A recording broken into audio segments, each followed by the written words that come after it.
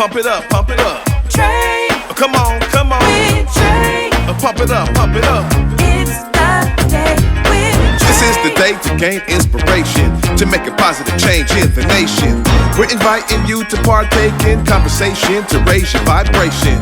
It's the day that we will all celebrate all of our peeps that make this thing elevate. Watch the negative fade away, cause it's the day with Trae.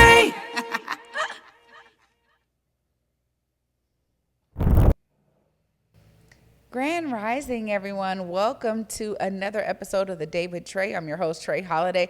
I am so grateful that y'all have joined us on this fantastic episode. I'm also grateful for my guest who's in the building. We got Tanya Horace-DuBois in the building. We're going to be talking about the work of the Silent Task Force, and she is also really spotlighting some of the issues that we have to deal with here in the greater Seattle metro area when it comes to sex trafficking. So I'm so glad she's here to join me. But as always, I'm glad you're here. And of course, this is the top of the show, y'all. This is the time where you go ahead and help us grow just by sharing the show with folks who you feel could benefit from our daily dose of dopeness as we work to give you that every single episode on The Day with Trae. Of course, if you cannot watch us, you can always just listen to us as well. Anywhere you find your favorite podcast, just search Converge Media Network and The Day with Trae. You'll find us there on your favorite platforms. Now, I gotta say, you know, for me, there has been a lot of time that I've been spending with family, and I'm so thankful for the humor in my family. Now, okay, even when we're dealing with tragedy, I don't know what it is, but we still find a way to weave the laughs in. And when I was growing up, I didn't realize that so many of us were just quirky and funny and had ways of being like comedians when we get together. And I just want to give a huge shout out to my family as we've been holding each other up through some loss in the family and other things. But it has been such a joy, honestly, to connect with family and to realize that this thorough line of us being comedians is real. I think we have felt it since I was a kid. And you know, when you're younger and you just think that's just how we are. Well, when other people come around us, they're like, y'all are hilarious. So I'm starting to see that from other people's perspectives. And as a mother and now a grandmother, I'm loving how this is weaving through the different generations of the family, which is something that I just get to sit back and watch. You know, when my sons get together, they have their own ways of being funny. And my older son, he's more serious, right? He's like this, but he has ways of throwing it in there that just really align with how me and my siblings do. And then my youngest one, man, when he gets letting loose, it is real funnies. And so I just am appreciative of the way that laughter can help you through stuff. When you are, you know, dealing with different things, just remember that just a smile, all of the things that we have talked about on this show, there are so many chemical properties around smiling and laughter, really introducing joy into your body at a cellular level. Y'all, this has been studied for generations. And the beauty of it is this: when you are dealing with something, I don't care what type of influence you need, if it's external, if it's a thought internally, but turn on that laughter. I'm encouraging you. We are dealing with some serious issues in the world, but let's find ways to allow the joy and the laughter the laughter that brings joy to be a guiding light to all of us during these times as we deal with real serious things in the world. It's not to be remiss of them or to dismiss them, but it's just a reminder of what the power of laughter can do. And I'm grateful to my family for keeping me laughing during some tough times. Well, after this short break, up next, we got Tanya Horace-DuBois in the building. We're going to be learning all about the amazing organization that she is headlining with the Silent Task Force and the work that they're doing. You don't want to miss it. Stay tuned. You're watching The Day with Trae. Black women in Washington faced more than twice the risk of syphilis in 2024, but cases are falling as we learn the facts and look out for ourselves. Yet 1 in 10 pregnant cases were among Black women, but more than half of potential congenital cases were prevented with early care. Early testing makes a difference. Get tested and protect yourself. Protect your child. Protect the community.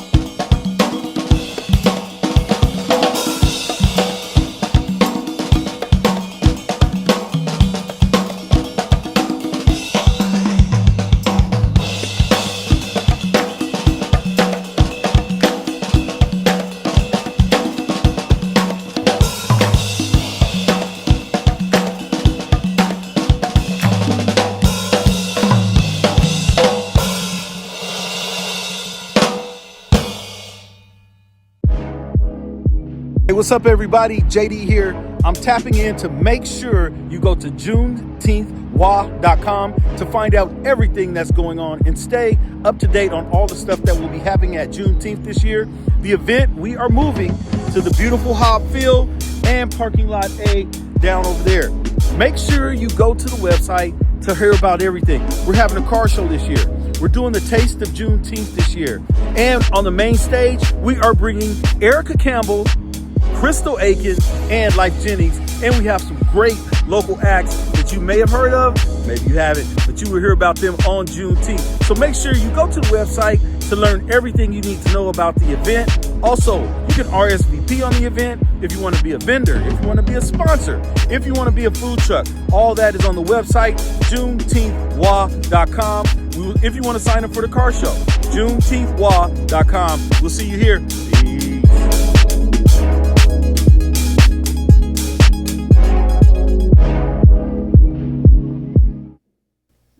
Welcome back, y'all, to the Day with Trae. I'm your host, Trae Holiday. Joining me right now, we got LaTanya in the building. Hi. Hey, girlfriend. Hey. Good to have you. Thank you for having me. I really appreciate you. Of course. And I appreciate your platform.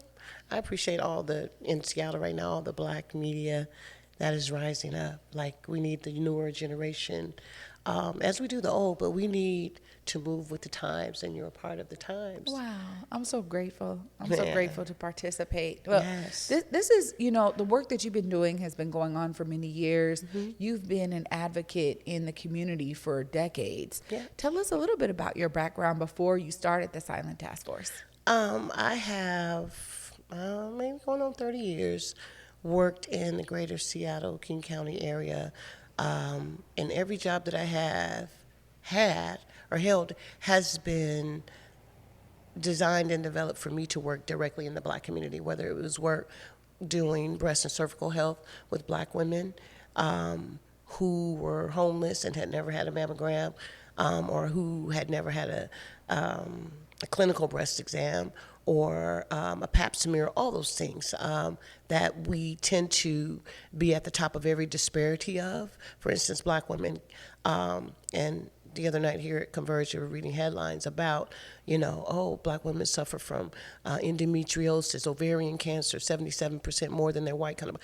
That is so true, and it is prevalent, and it has been a thing forever. So doing that work allowed me to really, to galvanize my community, particularly black women, because we do die and suffer from breast and cervical health. But for me, it's like, how am I going to get at my people?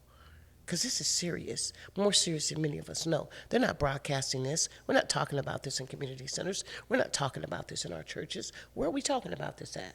So it's like, get boots on the ground.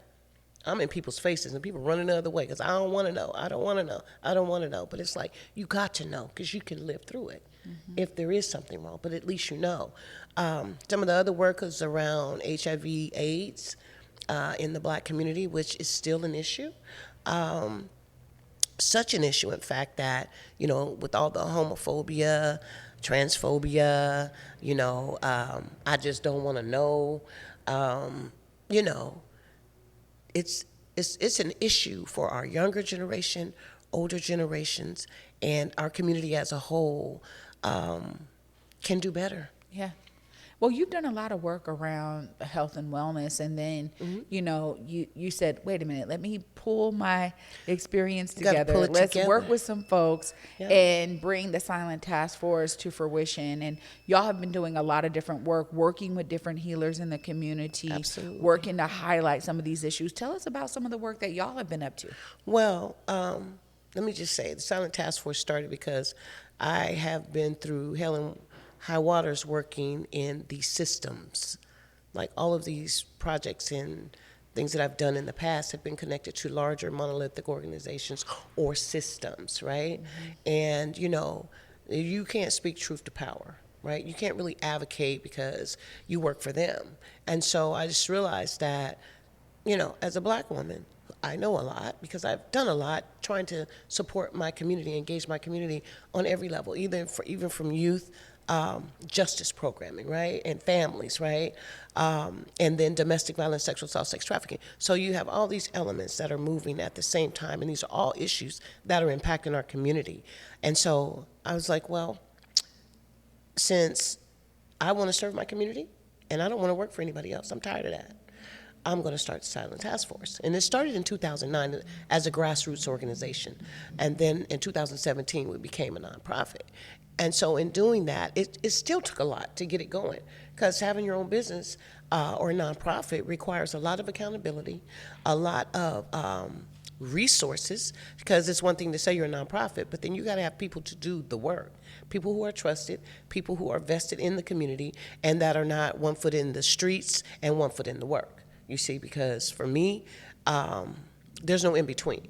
You either about the community or you're profiting off the community. There's no middle ground. So it took a while to build up. So currently, right now, we are a community asset. At all these years, it's 2026, right? Here we are today. We have our own building that we've actually purchased through the goodness of community blessings, right? And community wanting to see us in the space, because we provide a myriad of basic needs services and more. So we currently have our building. It's in South Seattle, Skyway, the Skyway to Seattle border, where we are going to have a holistic transformative healing center that it's being renovated. It's getting ready to start renovation sometime this month, and it'll be renovated and hopefully complete by the end of the year. This space, and I want to talk to all the healers, is a space for Black folks to get the healing that we need. That doesn't come from 4 white walls and a doctor sitting up analyzing you for 1 minute and charging you $1,700. We're talking about real healing that comes from our ancestral roots, right? And there's so many modalities, right? The community is ready for it. And so it will be a space where a community, and I'm talking about cradle to grave, can come and experience different healing modalities. A few medical offices that'll be present as well, for folks who need things like physical therapy, and to talk to a practitioner that knows what they're doing and can refer them. And also in getting us off all of this medicine. It's not medicine, it's just a Band-Aid to create other issues to require more medicine, right? This pharmaceutical situation is redunculous, right?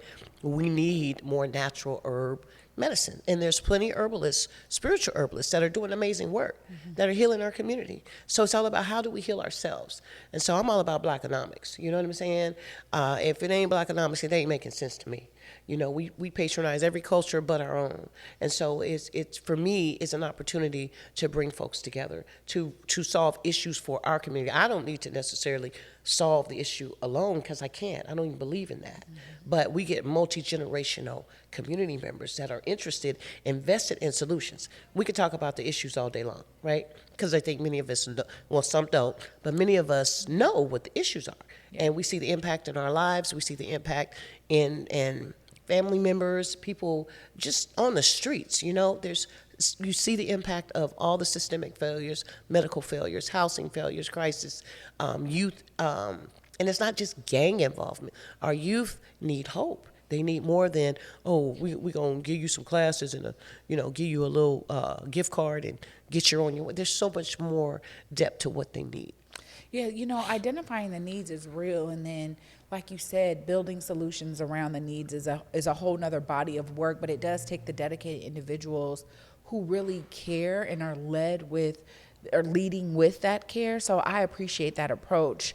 But you've also been involved in the work of the Ebony Alert. And, when I first heard about this, I'm like, oh my goodness, it makes so much sense, especially when we look at all of the missing women, children, right? Murdered, missing, like this is real. And so it's real in a way that doesn't get spotlighted. Can you tell us more about the Ebony Alert? Yes. So because of all the missing Black folks in Washington State, that, it's always, we can say a thing, but there's always this person in the back of the room saying, well, where's the data? It's always some white guy in the back of the room, because I've been in plenty of spaces talking about how human trafficking, Black women and Black girls, which are now considered trafficked more than our Native American sisters. Now, and I've been saying this for like a year. Nobody's hurt. There's no, oh, media attention, media alert. We need to talk about this. What are we going to do about it? You know, they spent millions and millions and millions. The city and the state has spent millions of dollars on this topic and other topics closely connected and correlated. But when you look at the average life of a black girl or black woman, we are experiencers of, we're not victims or survivors, we're experiencers. That's what, it's like, do away with that language. Because that's some cliche white feminist language that they use to put people in boxes. For our experience, which is extremely unique, considering who we are, what we've come from in this country today, right? And as being an experiencer, that basically says that we are experiencers of multiple traumas and multiple levels of harm, right? Systemic harm, which means your hospitals, your schools, housing, police. We're talking about how, you know, we're treated in the medical system.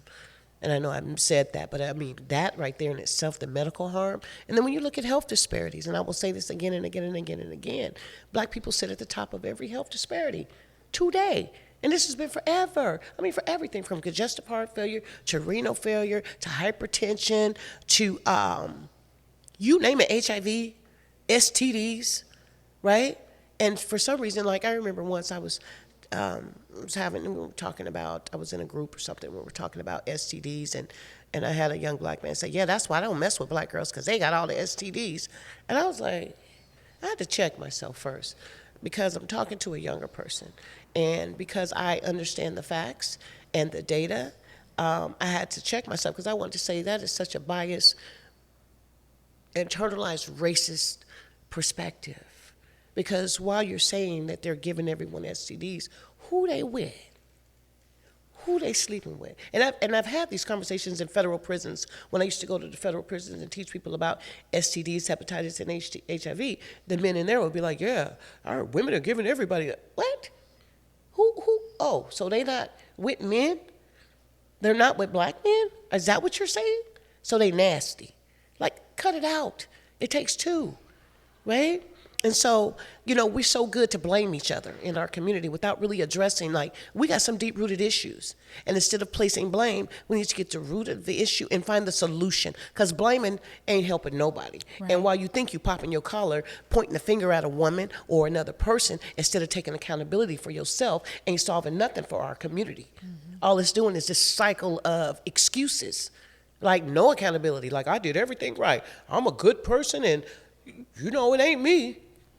If you don't stop that. My goodness. Well, you're highlighting a major issue, but the idea of, you know, this Ebony Alert being something. Let me get back to that. I'm sorry. Well, no. But I'm just saying, no, all the points you're making are valid. And they're connected. Yeah, they are. Tell us about the connections. So the connections are, with the Ebony Alert, we are only, they say we're 7.1% of the population. The information varies, right? Yeah. And then they're saying we're 4.4% of the population. Well, right now in Washington State, black women and black girls are trafficked more.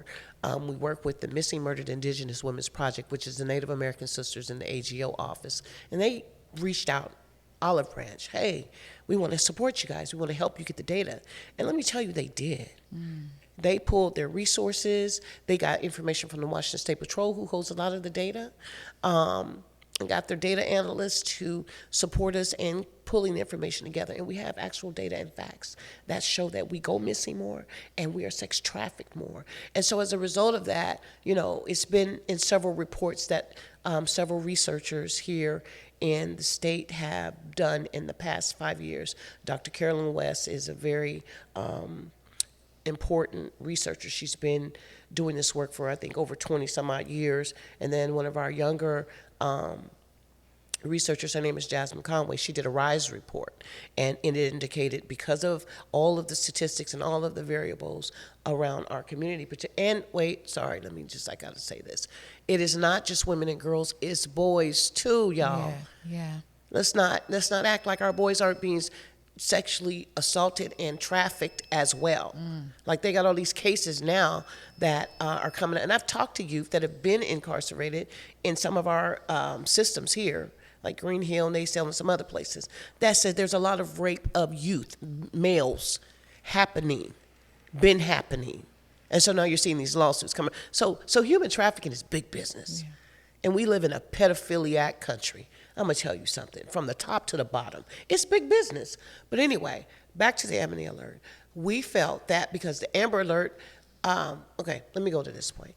When mothers call the police saying their child is missing, oftentimes, particularly for black moms, they get responses like this.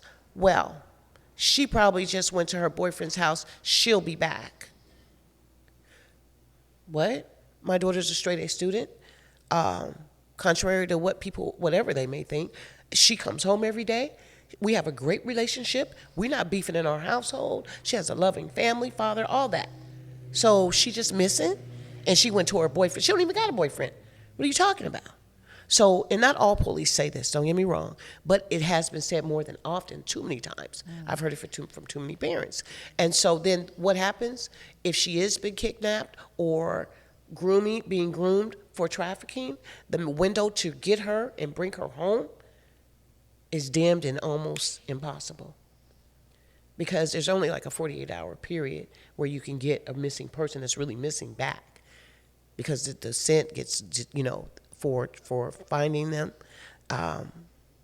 it gets minimized a long time, right? Because so many things can happen, and people move folks around, right? They're not, see, we're a hub. We're the second most prolific trafficking in the country. And then there's California. And then you got Oregon in the middle. But human trafficking is big business. They had this article just came out, a newspaper and everything about, they call it Diddy's house in Bellevue. So people focused on, they're focused on Aurora. And I get that because, first of all, I'm going to tell you my honest opinion. And this is not no shade on nobody. But, excuse me, when businesses, white businesses and families are impacted by violence, it's a problem. That same violence can happen in other spaces and places, and nothing will really be said and done. So it's really highlighted on Aurora. I mean, it's bad, don't get me wrong, but guess what? That's not the only place it's happening at. In Washington, in Seattle, it is happening all over. And there's all kind of little pockets of it. There's a hotel somewhere in SeaTac where some stuff was popping off. Young girls had to be taken out of the hotel, and their mama had to come get them and get them home because they had been groomed out of the house. That's the other piece. Grooming is such a real thing. Yeah. And it happens online. It happens in school. They got kids going into school to groom others. But anyway, I could give you all kind of different points on that. The point is the Ebony Alert was initially put together to bring awareness and to bring our people home when they go missing. So they have a silver alert for elders. They have the amber alert, and then they have the missing murdered indigenous women, the feather alert. That's their alert. Yeah. We need an alert. And so that's why the Ebony Alert was initially created. Now somehow it got picked up. I will say one of our early advocates and organizers, Yasmin Wahid, amazing experiencer. She has been on Capitol Hill advocating for buyers and traffickers to be held accountable, and other experiencers went there as well. So it's more than just the Ebony Alert. There's all this legislative processes we have to go through, and all these other bills that we have to go through. So the Ebony Alert got picked up by Senator Dingra, and it passed the House. Passed the Senate, but then they started picking it apart. They were like, oh, well, we need to take the word black out because that's racist. And I was like, you know what, y'all gonna stop playing in my face. You're gonna stop playing in my face because the word black is in there because it's black people we talking about. You have no problem with the feather alert, no problem with the feather alert, no problem with the silver alert, and the amber alert don't really represent or reflect us. Or, I mean, we got to go through so many hoops to even get an amber alert, okay? And so that's initially why it was the foundation of it. And so Yasmin Wahid has done an amazing outreach, amazing engagement to the community. But before it ever went to legislation, we look at it as a people-powered solution.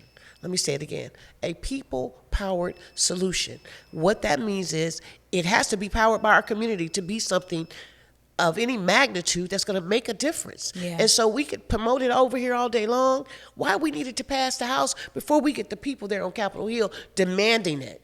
And girl, we didn't have that. So to me, it got put in legislation before its time because the outreach and engagement to our community to have folks understand is so critical. It's like the Ebony Alert is for us. It is for us. We're not. And when we went to, they were like, "Do you want the Ebony Alert just for women and girls?" No, we need it for Black people. So this is why there's such a thorough line between organizing, advocacy, and new policy and legislation, and that's real. And you're absolutely right. The more that it swells in community, it can reflect that swelling and that support and that understanding reflects in the way that it moves through to actually pass a law. So I know it didn't pass, but I know the advocacy is not over, and that is still going to be pushing because it is a necessary thing. So in the last little bit of time we have, I just want to make sure that you're able to tell folks exactly how they can find ways to support, because you mentioned it. FIFA is coming. It's going to, increase the trafficking rate because there's going to be more people here. And we know there is data that shows these major events that happen globally end up increasing other areas that are often not talked about. Because, everybody's getting ready for the money side of FIFA and all the businesses are trying to get prepared, but nobody's really talking about how that impacts other areas of life, like trafficking. And so I just want you to be able to tell folks what kind of things can they be doing to stay informed and to stay engaged on this issue. Well, right now, I will just say, unfortunately, the work has been very siloed in our state, meaning that people work in silos based on the money they can get. But really needs to happen is folks need to come together and provide more community education. And I'm not just talking online, I mean in person. Yeah. So for instance, this is part of our people power solutions. It's always a solution, and we're gonna press on what works and keep trying other things until we find what works for us. Because one thing is for certain, and two things is for sure about our community, is when we really believe in a thing and we're on board, it's going to happen. Yeah. It's moving no matter what anybody says, what anybody thinks. When we are on board, the majority of those forward-thinking people that want to see change, people that are advocating for change, when we get on board, change comes. Yeah. Change happens, and we do it for everybody. So why not do it for ourselves? That's right. So we had a community event on Friday at Garfield. About 50 people showed up, which was one of the best turnouts. But we just started doing this. Mm-hmm.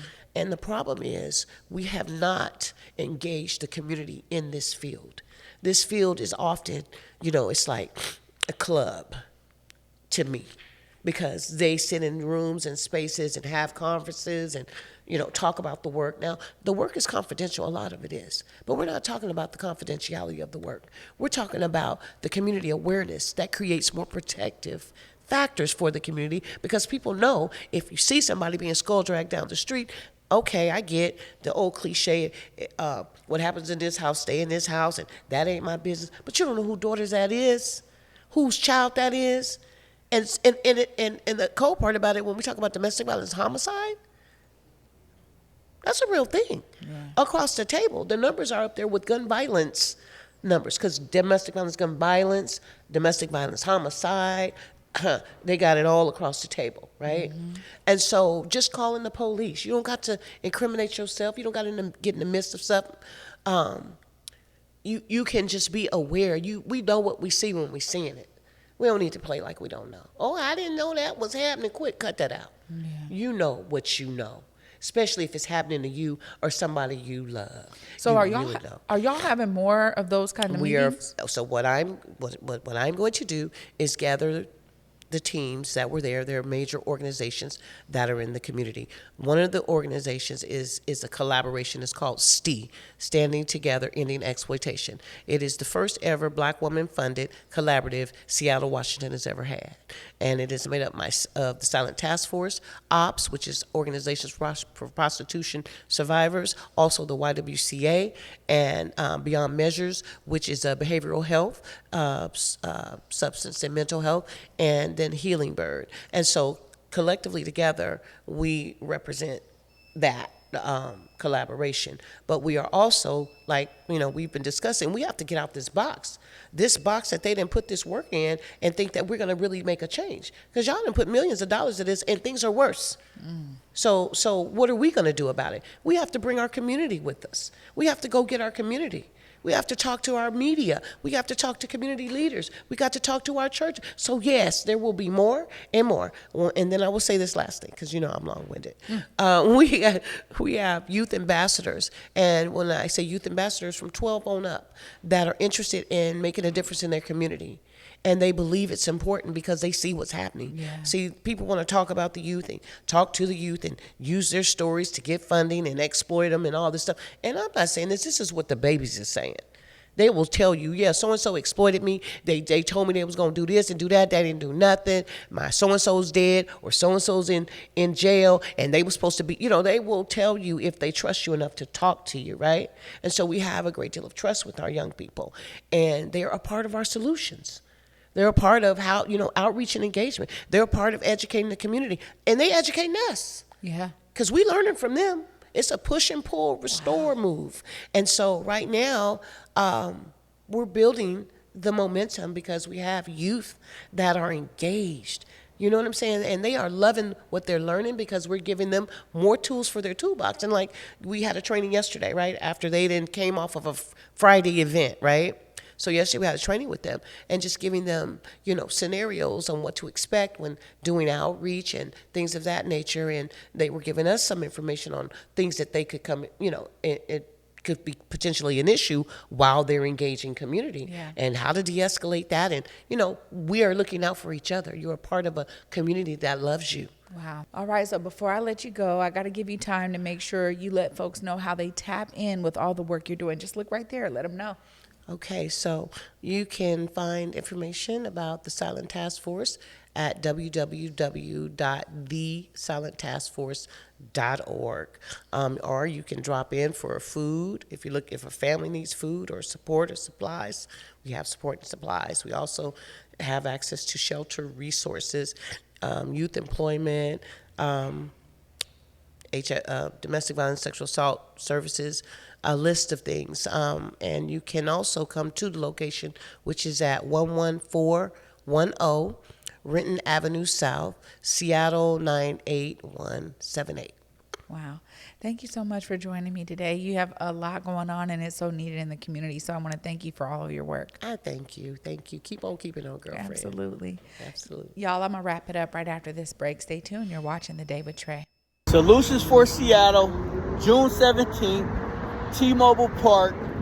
Y'all know what it is. Log on to the website, www.solutionsforseattle.com, and be a part of youth empowerment. Let's empower the youth. This is a call to action, a ticket challenge. I need everybody to tap in. Y'all know what it is.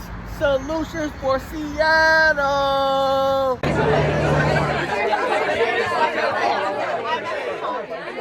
Ole, ole, ole, ole. Ole, ole.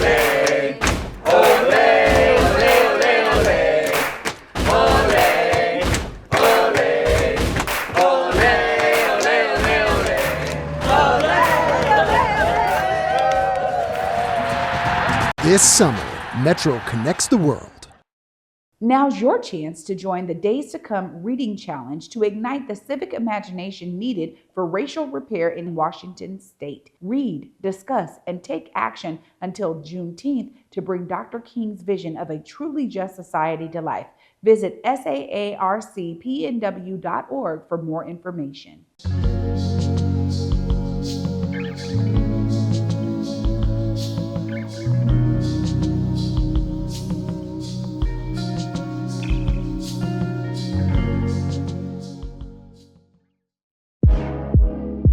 Hey, what's up, everybody? JD here. I'm tapping in to make sure you go to juneteenthwa.com to find out everything that's going on and stay up to date on all the stuff that will be happening at Juneteenth this year. The event, we are moving to the beautiful Hobb Field and parking lot A down over there. Make sure you go to the website to hear about everything. We're having a car show this year. We're doing the Taste of Juneteenth this year. And on the main stage, we are bringing Erica Campbell, Crystal Aiken, and Life Jennings. And we have some great local acts that you may have heard of, maybe you haven't, but you will hear about them on Juneteenth. So make sure you go to the website to learn everything you need to know about the event. Also, you can RSVP on the event if you want to be a vendor, if you want to be a sponsor, if you want to be a food truck. All that is on the website, juneteenthwa.com. If you want to sign up for the car show, juneteenthwa.com. We'll see you here. Peace.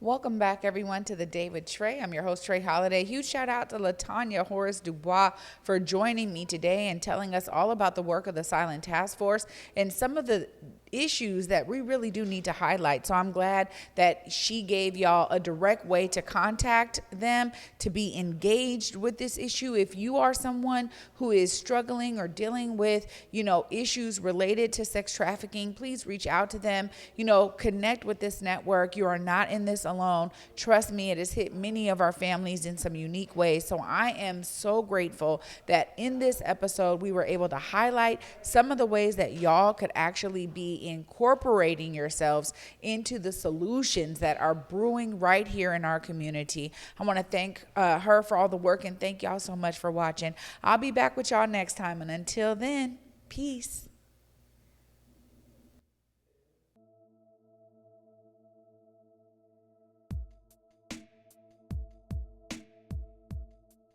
Converge Media produces culturally relevant content for Black and urban audiences. Our coverage is raw, transparent, and objective, praised by community leaders, government officials, and residents. Support Converge Media today via Venmo, Cash App, or PayPal at Converge Media.